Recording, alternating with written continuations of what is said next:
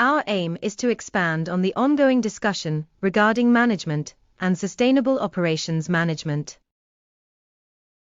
To assist professionals in implementing enduring incentive techniques within their organizations, we are in the process of developing a theoretical framework.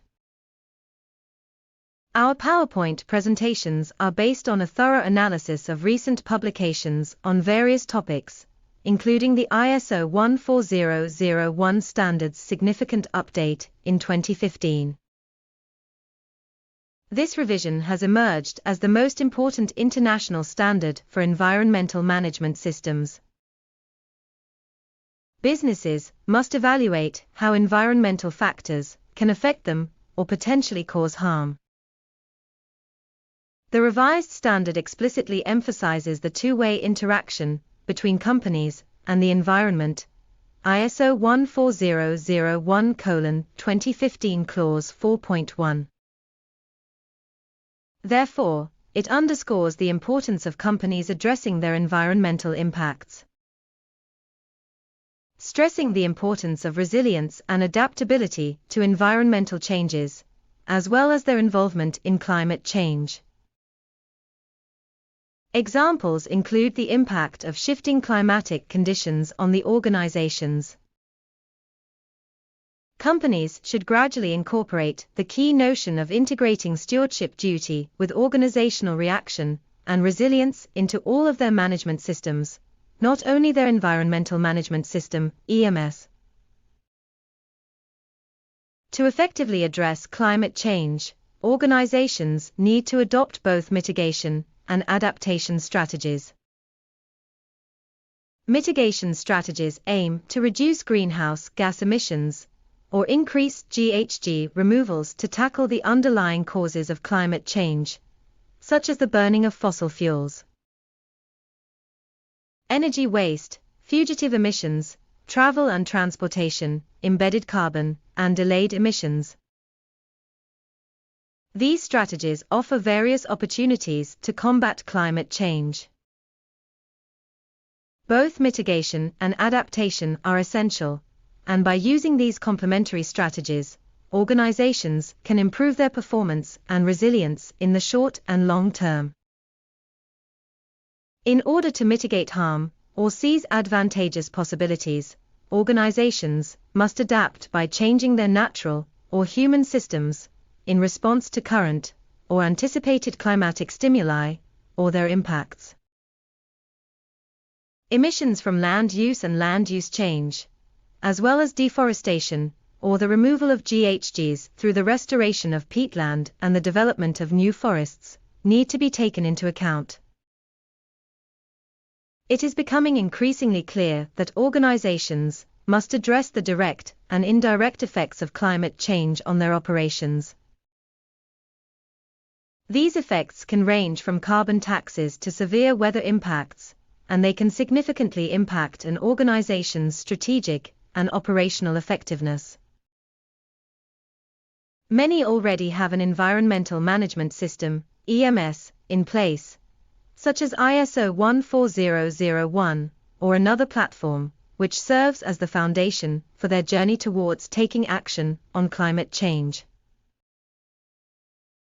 Climate change is also becoming a significant commercial consideration for organizations.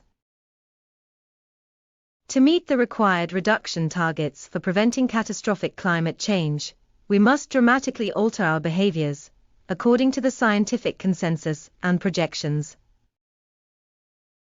Human activities, such as the burning of fossil fuels, deforestation, and agriculture, are the primary causes of climate change.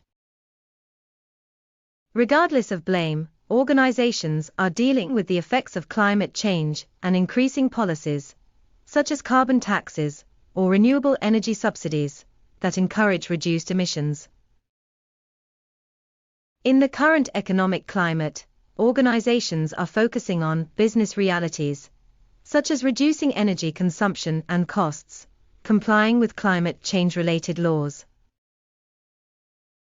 improving performance, enhancing business resilience, establishing a strong brand, and meeting contractual, employee, and stakeholder expectations. It is crucial to recognize the urgency of climate change and take action to mitigate its effects, not only for the environment, but also for their long-term success. Organizations can take several actions to mitigate and adapt to the challenges posed by climate change. 1. Energy efficiency.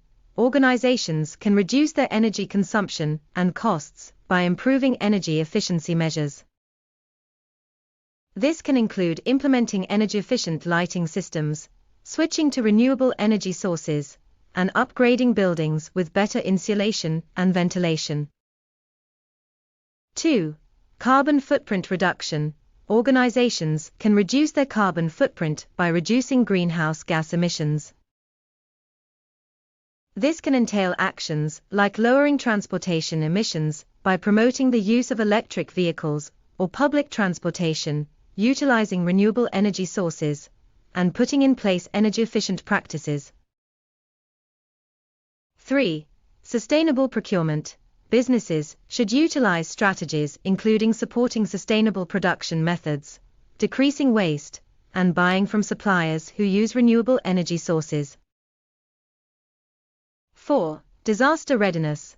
By creating strategies for disaster preparedness, organizations may get ready for the effects of climate change. This can include identifying risks, developing response plans, and implementing risk mitigation measures. 5. Adaptation strategies.